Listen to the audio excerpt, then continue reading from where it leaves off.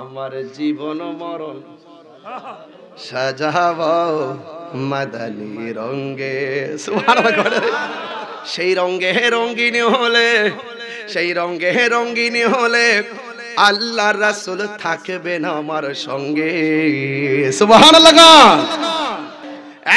যুবক ভাইরা আমার, বেশি লম্বা চূড়া নয়, শুধু মাত্র যেই কথাগুলো বলবো। আমি দেখলাম লক্ষ্মীপুর কবরস্থানের পাশে মাহফিল কি আছে না? এই কবরে তারা কেমন আছে আমরা জানি, কান্নার আওয়াজ শুনি।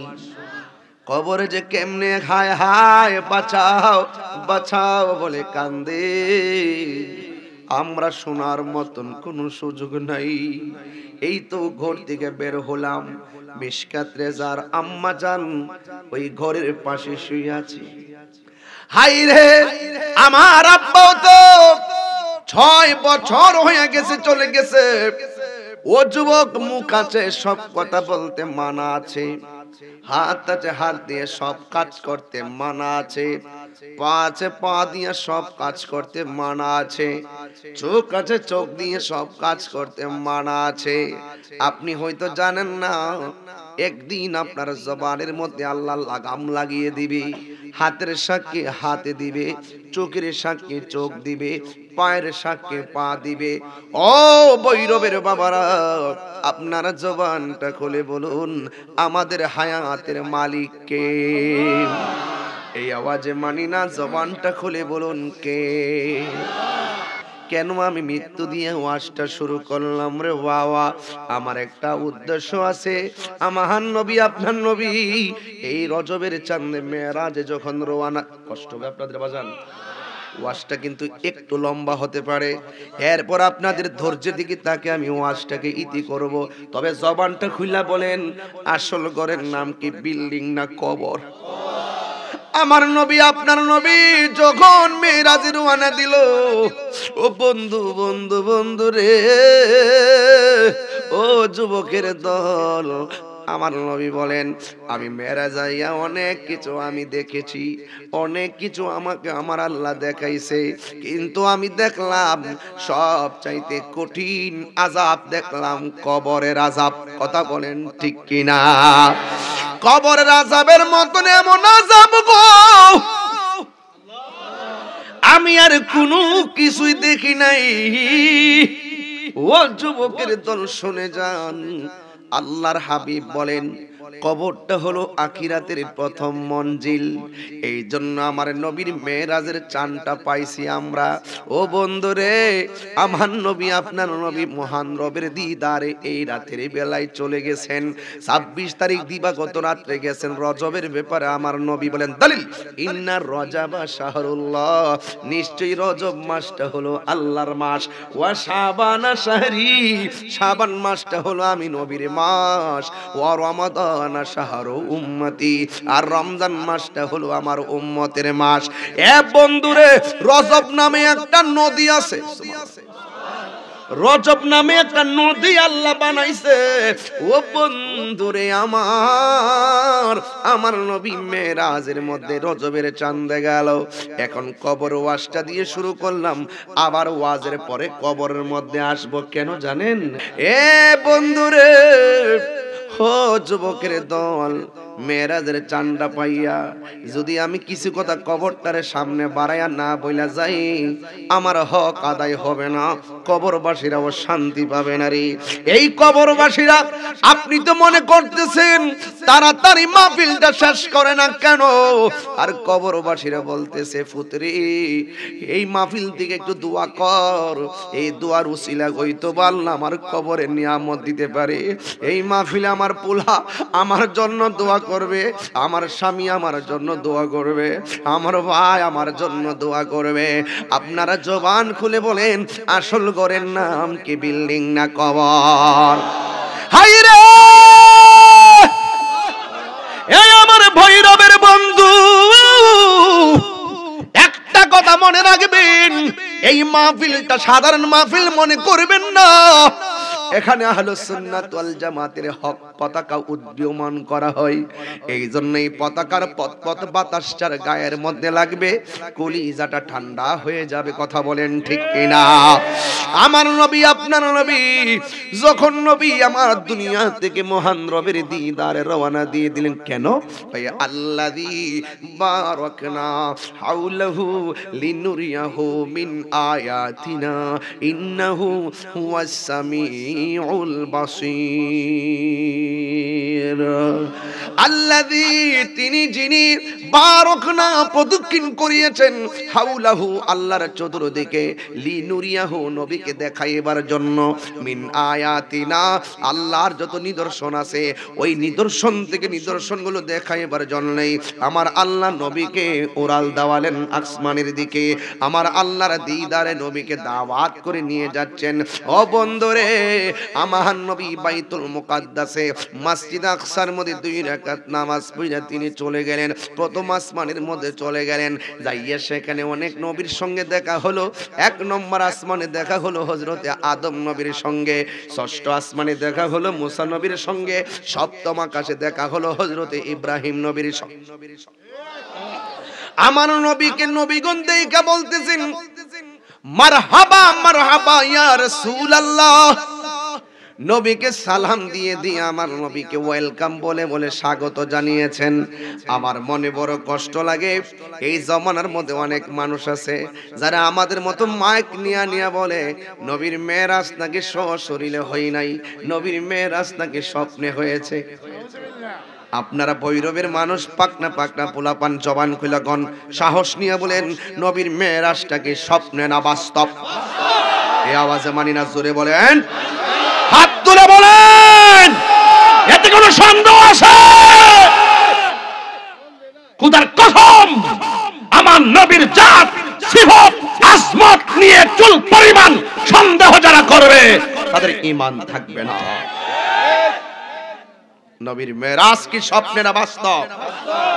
সুবহানাল্লাযী আসরা বিআবদিহি লাইলাম মিনাল মাসজিদিল হারাম ইলাল মাসজিদিল আকসা। মসজিদ আকসার মধ্যে রাসূল 2 রাকাত নামাজ পড়েছেন। সুবহানাল্লাহ বলেন। ভাই আপনাদেরকে অনুরোধ করি, আপনারা আমার খুব কাছে আছেন, এজন্য এখানে ডিস্টার্ব করবেন না। পিছন হলে আওয়াজটা আমার কানে আসবে না, এখান থেকে হলে কানে আসবে। আপনি মোবাইলটা একটু ইজি রাখেন যেন অন্য ভাই ডিস্টার্ব না হয়। কষ্ট হচ্ছে আপনাদের? তাহলে আমার নবীকে জানের চাইতে ভালোবাসেন কারা কারা? একটু হাত তোলেন তো। কেন ভালোবাসেন? তাকবীর, আল্লাহু আকবার, নারে রিসালাত, নারে রাসূলুল্লাহ, নারে গাউসিয়া, নারে হায়দারি, ইয়া আলী, নারে হায়দারি, ইয়া আলী। নবীর সকল সাহাবী জিন্দাবাদ, নবীর সকল সাহাবী, আমরা বলবো জান্নাতি জান্নাতি।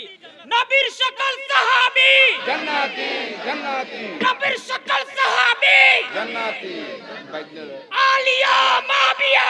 জিন্দাবাদ। মারহাবা, জোরে বলেন। বাজান, আপনাদের কি কষ্ট হইতেছে? আপনাদের ভাব দেখলে আমি বুঝুম, কিন্তু আমি ওয়াজটা ধরে ফেলছি অনেক ভিতরে, আর শুরু থেকে ধরে নিয়ে কেন শেষ করতে পারবো না। এই যে মাঝখান দিয়ে ওই মিনাল মাসজিদুল হারাম ইলাল মাসজিদুল আকসা, এখানে অনেক ঘটনা আছে, ছেড়ে দিলাম। তবে আল্লাযী বারাকনা হাওলাহু লিনুরিয়াহু মিন আয়াতিনা, এখান থেকে আমি ওয়াজটা ধরলাম। তাহলে এখান থেকে ওয়াজ দিতে ধরলাম, আমাদের চোখের অন্তরালে যে জায়গাটা, এটা হলো লিনুরিয়াহু মিন আয়াতিনা। ওই যা দেখছি তা তো আছে, এর বাহিরেও অনেক নিদর্শন আছে। ওই নিদর্শনগুলো দেখাইবার জন্যই রাসূলুল্লাহর মেরাজ করিয়েছে। আরেকটা দলিল হলো আল্লাহ রাব্বুল আলামিন বলেন, ইন্নাল্লাহা আশতারা মিনাল মুমিনিনা আনফুসাহুম ওয়া আমওয়ালাহুম বিআন্না লাহুমুল জান্নাহ। রাইসুল মুফাসসিরিন আব্দুল্লাহ ইবনে আব্বাস রাদিয়াল্লাহু তাআলা আনহু বলেন, এই আয়াতের তাফসীর করতে গিয়ে বলতেছেন নবীর মেরাজটা কেন হয়েছে, এর একটা কারণ তিনি বলেছেন, জান্নাতটার বিনিময়ে আমার আল্লাহ মুমিনের জান কিনেছেন, মাল কিনেছেন, মুমিনের জান কিনেছেন, মুমিনের মাল কিনেছেন জান্নাতের বিনিময়ে। এই জান্নাতটা যে কত সুন্দর, এই জান্নাতটা দেখাইবার জন্যই আমার নবীকে আমার আল্লাহ মেরাজে নিয়েছেন। এমন অসংখ্য কারণগুলো রয়েছে। যুবক ভাইয়ের আমার, ওয়ারফা'না লাকা যিকরাক, নবীর সম্মান আমার আল্লাহ বুলন্দ করে দিয়েছেন। এই জন্য আমার যুবক ভাইয়েরা পায়ের মধ্যে হাত দিয়ে বলবো, আল্লাহ রাব্বুল আলামিনের বন্ধু, আল্লাহ রাব্বুল আলামিনের দিদারে যখন যাচ্ছেন, পৃথিবীর মানুষ, শুধুমাত্র তাই নয়, আমার নবী আপনার নবী যখন তিনি চলে গেলেন প্রথম আকাশে, হযরতে আদম নবীর সঙ্গে দেখা হলো, দ্বিতীয় আসমানে যাইয়া হযরতে ইয়াহিয়া নবীর সঙ্গে দেখা হলো, তৃতীয় আসমানে যাইয়া হযরতে ইউসুফ নবীর সঙ্গে দেখা হলো, চতুর্থ আসমানে যাইয়া হযরতে ইদ্রিস আলাইহিস সালামের সঙ্গে দেখা হলো, পঞ্চম আসমানে যাইয়া হযরতে হারুন আলাইহিস সালামের সঙ্গে দেখা হলো, আর ষষ্ঠ আসমানে যাইয়া হযরতে মুসা কালিমুল্লাহর সঙ্গে দেখা হলো, অষ্টম আসমান সপ্তম আসমানে যাইয়া হযরতে ইব্রাহিম নবীর সঙ্গে দেখা হলো। এই হলো 7টা আসমানের বর্ণনা। এখানে লি নুরিয়াহু মিন আয়াতিনা, এইগুলো আমাদের চোখের বাইরে, এইগুলো আল্লাহর নিদর্শন। এখন আপনাদের কাছে প্রশ্ন করতে চাই, আদম নবীর রওজা মুবারক জমিনের মধ্যে আছে না নাই? ইয়াহিয়া নবীর রওজা মুবারক জমিনে আছে না নাই? মূসা নবীর রওজা মুবারক জমিনে আছে না নাই? ইয়াহিয়া নবীর রওজা মুবারক দুনিয়াতে আছে না নাই? হারুন আলাইহিস সালামের রওজা মুবারক আছে না নাই? তবে ইদ্রিস আলাইহিস সালামেরটা নাই, ঈসা আলাইহিস সালামেরটা নাই। তবে দেখা হয়েছে আসমানের উপরে। ও যুবকের দল, পায়ের মধ্যে হাত দিয়ে বইলা যায়, আদম নবীর রওজা হলো দুনিয়ার জমিনে, আবার মূসা নবীর রওজা হলো দুনিয়ার জমিনে। আমার নবী বলেন, আমি যখন মেরাজে রওনা দিছি, আমি দেখলাম একটা কবর দেখা যায়, ওই কবরটা হলো মূসা নবীর কবর। আমি তাকায়া দেখলাম মূসা নবী রওজার ভিতরে দাঁড়াইয়া দাঁড়াইয়া নামাজ পড়তেছে। আর বড় করে বলেন না সুবহানাল্লাহ। একই মূসা নবী ওই রওজার ভিতরে, আবার একই মূসা নবী মসজিদে আকসার ভিতরে নবীর পিছনে মুক্তাদি, আবার একই মূসা নবী ষষ্ঠ আসমানে আমার নবীরে বলেন, আসসালাতু ওয়াসসালামু আলাইকা ইয়া রাসূলুল্লাহ, মারহাবা মারহাবা ইয়া রাসূলুল্লাহ, আহলান সাহলান ইয়া রাসূলুল্লাহ বলে বলে আমার নবীকে রিসিভ করেছেন। ও যুবকের দল, আমি প্রশ্ন রাখতে চাই, একই মূসা নবী রওজার ভিতরে, একই মূসা নবী আরশে, একই মূসা নবী মসজিদে আকসার ভিতরে, একই মূসা নবী আবার সপ্তম আকাশের উপর, ষষ্ঠ আকাশের উপরে, এই মূসা নবী একজন হইয়া যদি 3 জায়গায় নবীর সামনে থাকতে পারে, আমার নবী এই ভৈরবের জমিনে আশিকের মনের ঘরে থাকার ক্ষমতা আছে না? না।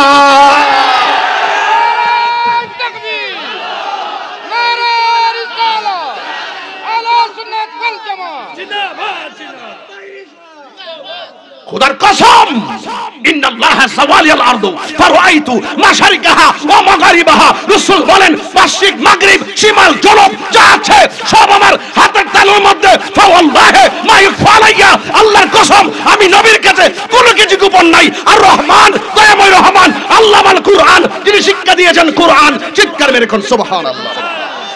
শুধু তাই নাই, ওয়ালা রাতবিউ ওয়ালা ইয়াবিসিন ইল্লা ফি কিতাবিম মুবিন, আল্লামাকা মা লাম তাকুন তালাম। আরে কি বলবো, যার চক্ষু মুবারক থেকে আল্লাহই গোপন নাই। সুবহানাল্লাহ সুবহানাল্লাহ।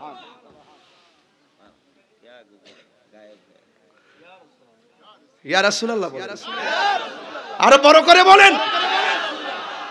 এতে কি উম্মত খুশি না বেজার? সবসে আওলা বলতাম নি, ওই বনি বলা হবে, চলবেন ইনশাআল্লাহ। সাউন্ড আরেকটু মিষ্টি করে দাও, চলবে ইনশাআল্লাহ। নবীর শান শুনলে অনেকের কষ্ট লাগে, আর আমরা নবীর শান শুনলে খাওন বন্ধ হয়ে যায়, শান শুনতেই মনে চাই। জোরে বলেন না মারহাবা। আমার যুবক ভাইরা,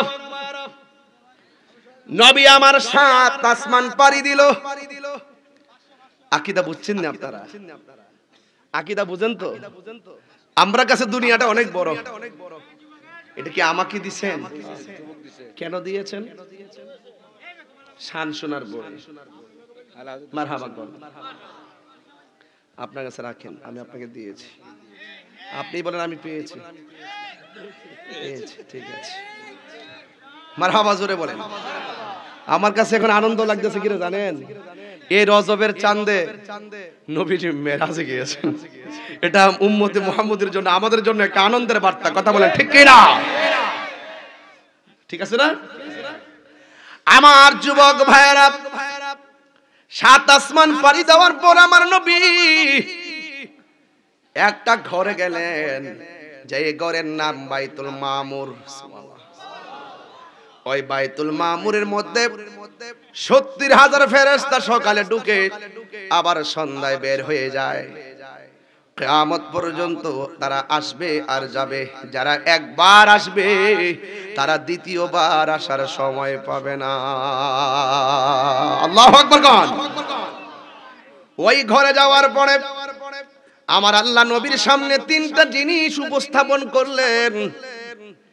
এ বন্ধু বন্ধু বন্ধুরে আমার, এক নম্বর হলো শরাব, 2 নম্বর হলো দুধ, 3 নম্বর হলো মধু। ও বন্ধু, আপনার আপ্যায়নের জন্য আপনার সামনে 3টা জিনিস দেওয়া হয়েছে, আপনি বাছাই করেন। আমার নবী শরাব বাছাই করে নাই, আমার নবী মধুটা বাছাই করে নাই, আমার নবী দুধটাকে বাছাই করে নিয়েছে। চিৎকার বেরে কি আল্লাহু আকবার বলা যাবে না?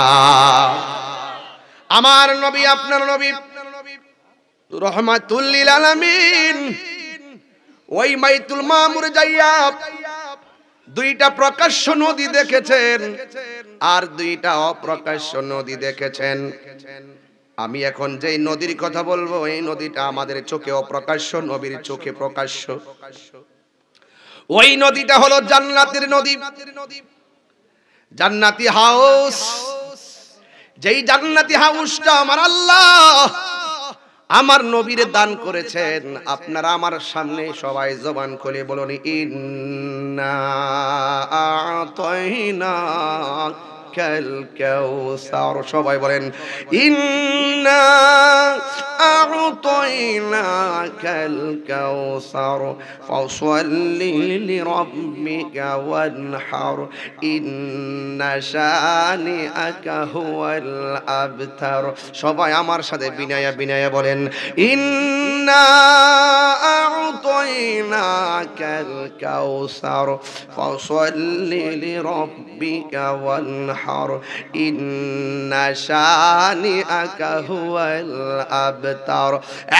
বন্ধু, এই হাউসটা আমি আল্লাহ আপনাকে দান করে দিয়েছি। একটা জবানও বন্ধ রাখবেন না, জবানটা খুলে বলে ইয়া রাসূলুল্লাহ। ও নবী গো, এই হাউসটা কোথায় আল্লাহ বানাইছে? আমার নবী বলেন, মিম্বারি আলা হাউজি। এই হাউজের উপরই থাকবে আমি নবীর মিম্বর। এই নদীর পানি এমন হবে, দুধের চাইতে সাদা হবে, বরফের চাইতে স্বচ্ছ হবে, মধুর চাইতে মিষ্টি হবে। এই নদীর মধ্যে আমার আল্লাহ ঢেউ বানাইছে। এই ঢেউগুলো আমার আল্লাহ মনি মুক্তা দিয়া বানাইছে। এই নদীর 2 পারে যে মাটি নাই, এই নদীর 2 পার আল্লাহ বানাইছে স্বর্ণ দিয়া, আর নদীর নিচের মাটিগুলো বানাইছে আমার আল্লাহ মেশকে আম্বর দিয়া। আরো বড় করে বলেন না আল্লাহু আকবার। যুবক ভাইয়ার আমার, আমার নবী, আপনার নবী রহমাতুল লিল আলামিন, অপ্রকাশ্য নদী আমাদের চোখে নবীর সামনে দৃশ্যমান।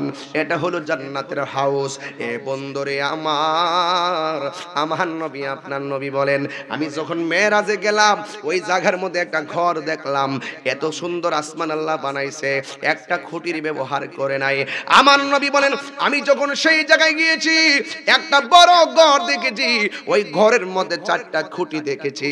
একটা খুঁটির গোড়ার মধ্যে একটা আরবি লেখা, ওই আরবি লেখা থেকে শরাবের পানি বের হচ্ছে। আর একটা খুঁটি দেখলাম সেখানে আরবি লেখা, ওই গোড়া থেকে দুধের নদী বের হচ্ছে। আর একটা আরবি লেখা দেখলাম, ওই গোড়া থেকে পানির নদী বের হচ্ছে। আর একটা আরবি লেখা দেখলাম, ওইটার গোড়া থেকে দুধের নদী বের হচ্ছে।